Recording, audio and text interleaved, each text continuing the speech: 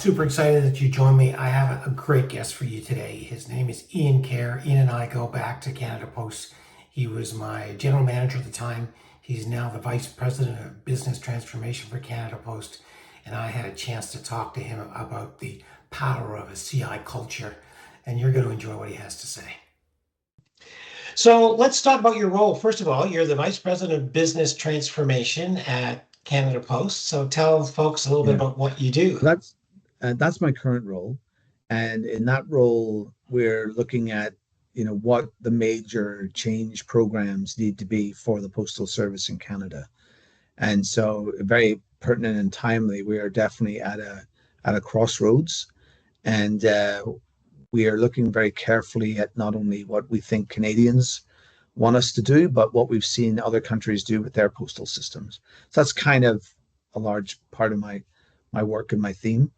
Though I was previously engineering, and that's where we got to meet each other, Canada Post Engineering, because I'd been with Bombardier for 22 years and largely in engineering and operations. And that's where I got into continuous improvement, was there.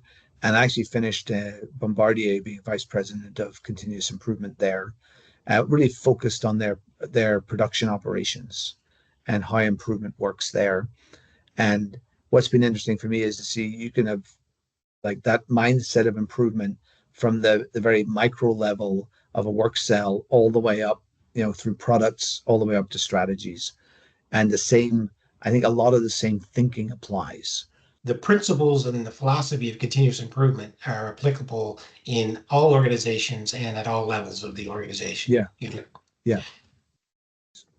So part of my continuous improvement journey has been kind of understanding how intimately entwined the success of any kind of CI approach is with the culture approach as well, right? And so if if culture, as they describe it, is the way things get done around here, and we look at culture, culture is based on your inherent values, but it's how they work themselves out, right?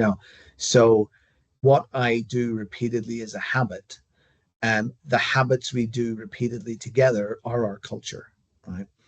And you can see almost from that immediately that well, how CI and the thing of continuous improvement fits into that mindset, right? If the things I do relate to how am I going to improve things, and that's a habit, and we share those habits of always seeking to improve things, well, then you're integrating that continuous improvement mindset into that wider culture as a habit, not simply as a program, right? Mm. And honestly, I cannot think of a company that could say it's got a healthy culture that and does not have also a good continuous improvement program. And I wouldn't believe there's a company has a good continuous improvement program if it didn't have a healthy culture. I don't think this is something you cannot separate. And I think your continuous improvement program won't go to the level you want it to go to if you can't connect it to the culture. And Mm. that's certainly as things we've been exploring. And I know from our work in the past, when you think of like one of your recommended books, say the Toyota Way, it's culture, right?